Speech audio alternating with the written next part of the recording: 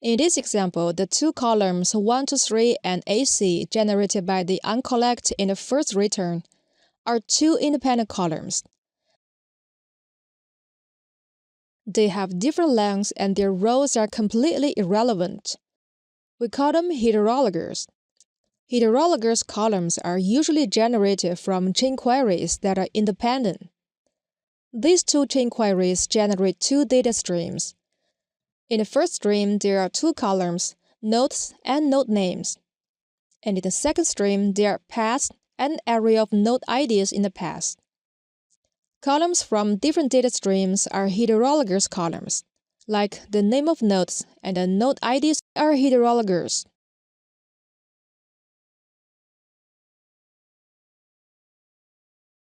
Operations on a data column do not affect columns from a different stream.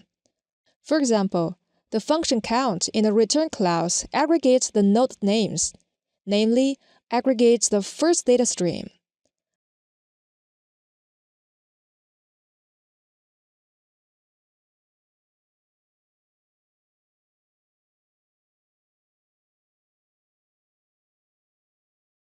As we can see, the second stream is not affected. Only when the heterologous columns are put into the same clause, function, or chain statement for a collaborative operation will they start to correlate with each other. Let's demonstrate by using uncollect to generate different data streams. These two uncollect clauses release the elements of their own arrays into columns A and B with different lengths. When both of them enter clause where column B, the one that is longer, is trimmed to the same length as column A, then their values in the same row are compared, and finally, the first row is returned. Another option besides cutting column rows is to apply Cartesian product of different data streams by involving with clause. When heterologous columns enter clause with, they will be multiplied to correlate each row of data stream to every row in any other data streams. In this example, column A with 2 rows multiplies column B with 3 rows, and both data streams becomes 6 rows.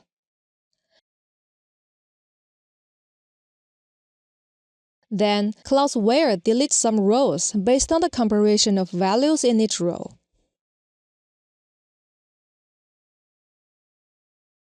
Heterologous columns input into a function are also trimmed if the function is not composed in the with clause.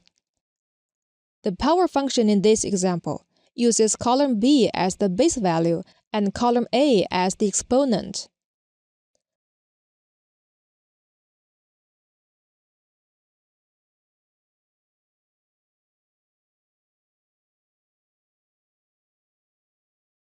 Compose the power function in the with clause.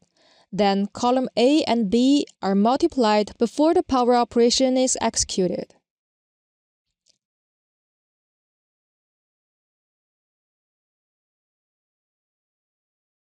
Heterologous columns called by a chain query will also be trimmed to keep the same length. Trimming or multiplying heterologous columns, they finally become one stream.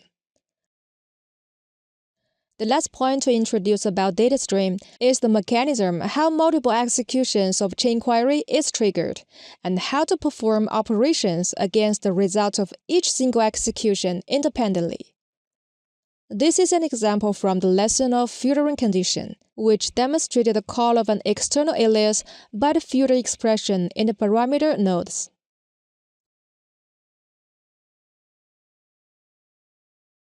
We can modify the statement by writing the constant array in the node filter.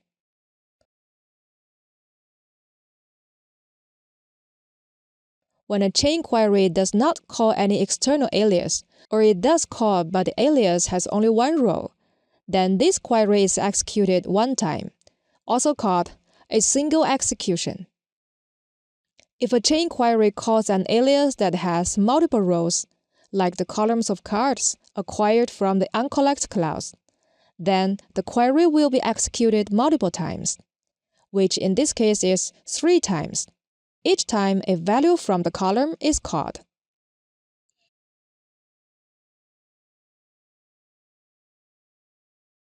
To see better which execution each row of results comes from, let's use table function to emphasize the correlation.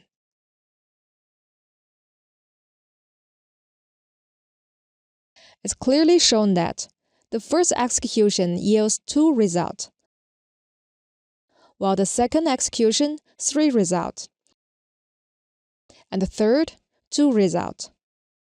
The maximum number of results in each execution is controlled by the parameter limit. Parameter limit is different than the clause limit. That the clause limit restricts the length of data column, which is the united result of all the executions.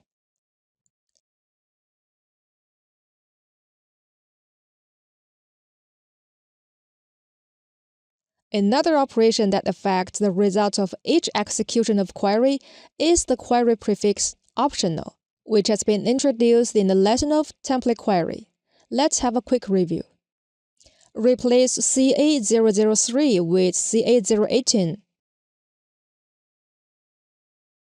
We find that the execution result of card 18 is missing, which means there's no path found when the initial node of the path is card 18. But in many scenarios, we need to reflect all the executions in the result. Use optional to generate a pseudo result for each of these no-return executions.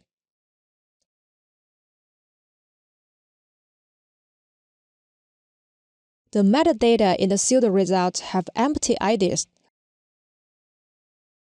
which can be used to find the rows they are in.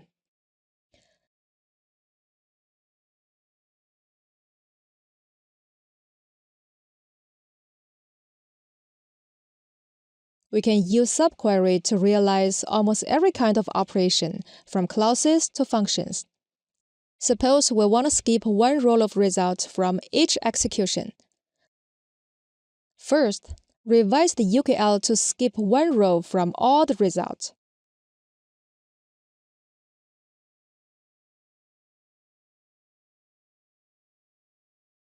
Then identify the chain query that is executed multiple times.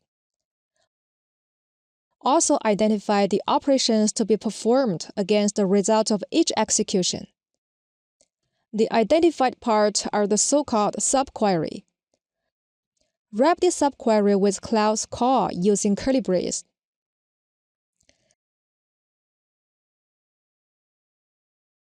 At the beginning of the brace, compose a with clause to pass in the alias to be called in the chain query.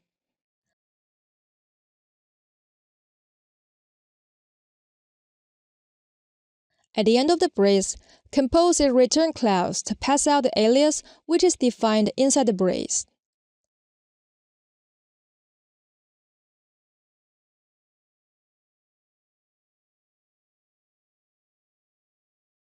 Now, run this UQL.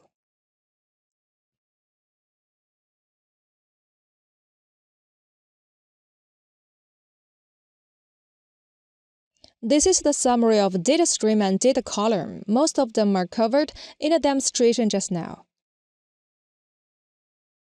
Alias follows the naming convention as schema and property.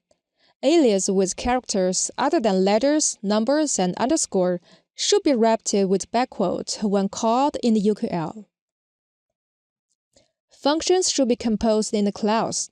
All functions except distinct will generate a homologous column of the input columns.